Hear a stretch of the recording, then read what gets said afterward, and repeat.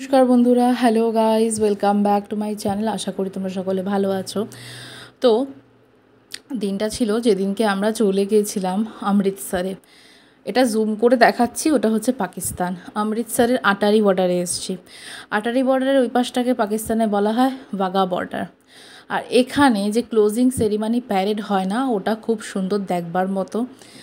আর আমার মনে হয় প্রত্যেকের জীবনে অ্যাজ আ ইন্ডিয়ান এই সেরিমানিটা দেখা উচিত। আমি জানি প্রত্যেকটা বর্ডারেই ক্লোজিং সেরিমানি হয়, বাট এই বাঘা বর্ডারের ক্লোজিং সেরিমানিটা খুব ভালো লেগেছে।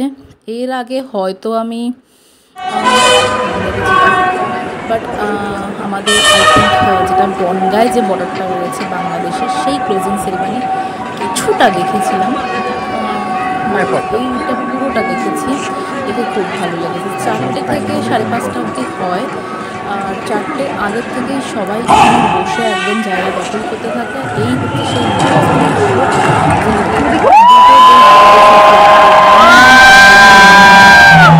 ঘুরে আসে যাত্রার দেশে। আর গেটটা ঠিক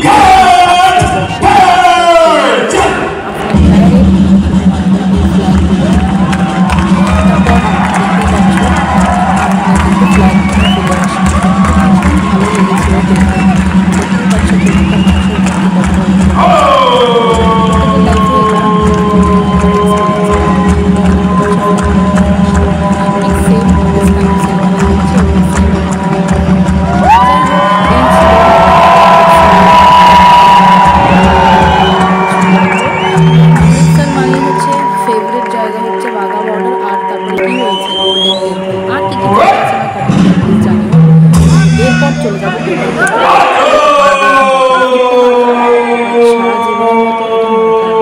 আরেকটা কথা, এখানে কিন্তু যদি তোমাদের কেউ রেফার করতে পারো, রেফারেন্স পাওয়ার জন্য অনলাইনে টিকিট বুক করতে পারো, তাহলে তোমরা একদম সামনেটায় বসার সিট পাবে। ওকে। আর এছাড়া এখানে যাওয়ার কোনো টিকিট নেই, it's already free of cost. আর বেরোনোর পর দেখতেই পাচ্ছ ভিড়টা।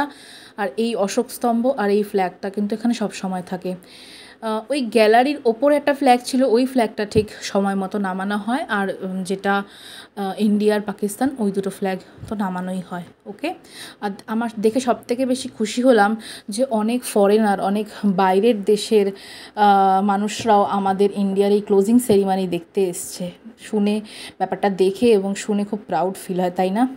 আর এখানে অনেক কিছু কিন্তু মার্কেটিংও হচ্ছিল, শপিং করার জিনিস ছিল। তো আমি এখান থেকে নিয়েছিলাম একটা ফ্রিজ ম্যাগনেট। সারা জীবনের মতো এটা আমার মনের পাতায়